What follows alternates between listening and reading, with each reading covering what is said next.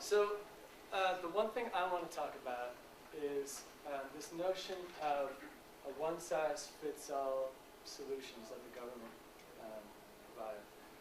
And it reminds me of something funny that I meant to say earlier, and that is, if anyone saw the Buff Bulletin memo that came out today, I was responsible for the awkward and strange wording of that announcement.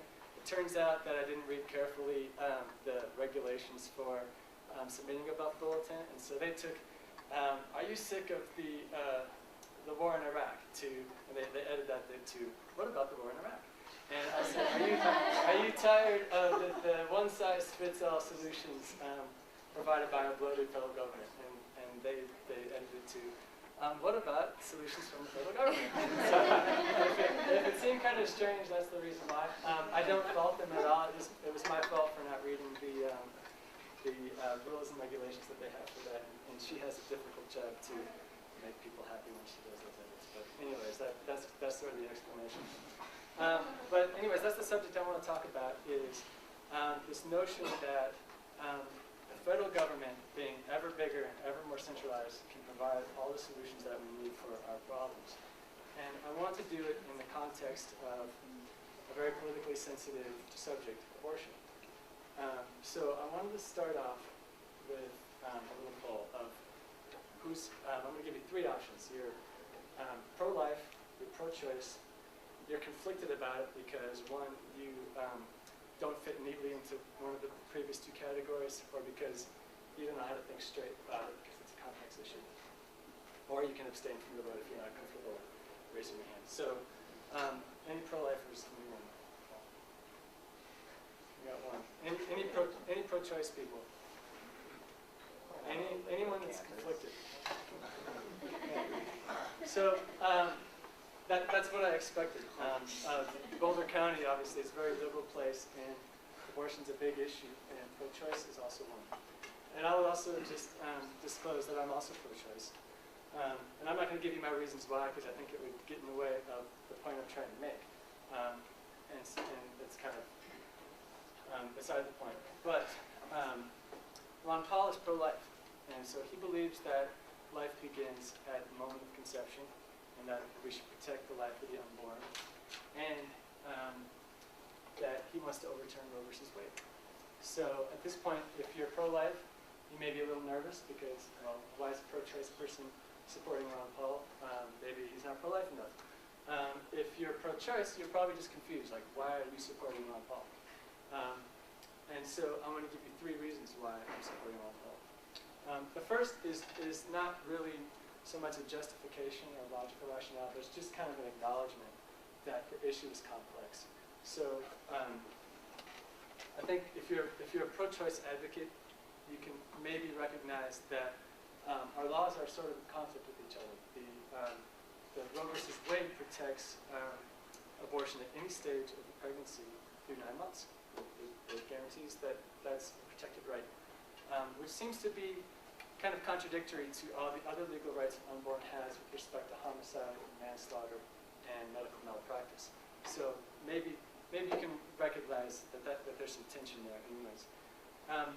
If you're pro-life, you can probably recognize the fact that taking someone to court for taking the morning after pill is problematic because there's no physical evidence of a crime. I mean, the fertilized egg is never implanted into the uterus. So hopefully you can see that there's some difficulty there.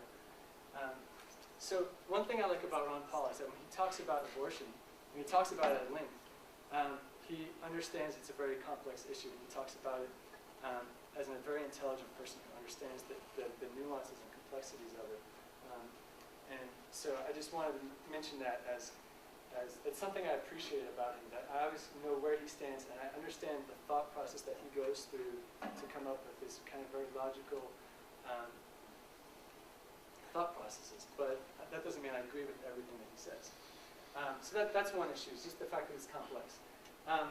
The second, and the most important, is that he believes, as I do actually, that abortion should be handled at the state and local level, so that different states and different governments can decide what's right for their culture, their social norms of that area. if you think about it, that makes sense culturally because Mississippi is a lot different than Colorado, which is a lot different than California. We have a lot of different social values. But more importantly, it kind of brings home the point of how the Constitution was written as a republic, where a diversity of ideas and solutions can exist because states have power to implement laws the way they see fit for their people.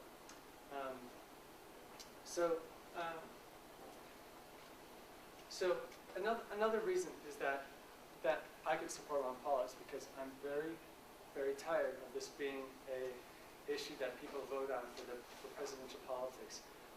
If you think about the effect that Roe v. Wade had in the 2000 race, I don't think anyone would disagree with me that George Bush probably wouldn't have been elected, who I think most of us would say that he was one of the worst presidents we've ever had, would have been elected if Roe v. Wade was not a federal issue. So hopefully if you're pro-choice, you can maybe see how it does poison the federal election process, and it kind of blinds us from some of the issues that I think are more important at the federal level, which are the $9 trillion debt, our preemptive war strategy, which is totally immoral and unsustainable economically, our collapsing dollar, invasion of privacy, on and on.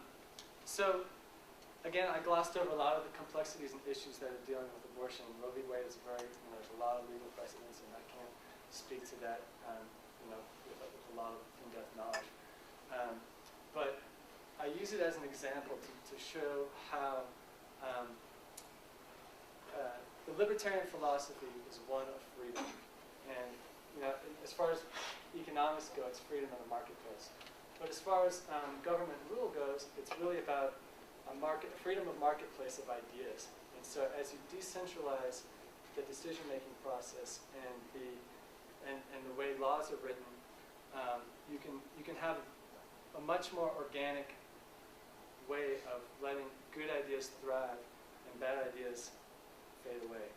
And so different states can implement different laws, and they can say, and I don't mean just for abortion, I mean for things like education and health coverage and the environment, energy policy, all these different things that the government tries to put a big umbrella over the entire country and say, this is how things, this is the solution.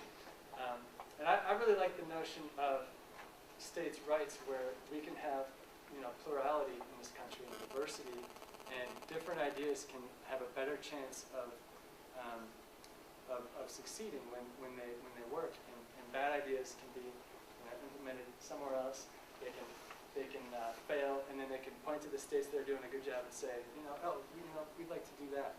And I think that does happen to a large extent, but I'm afraid that the trend is towards more centralized planning and more one-size-fits-all solutions, which makes me very nervous because I think that trend is coupled with the notion that the people who have power make the decisions, not necessarily the people with the best credentials or capabilities making decisions.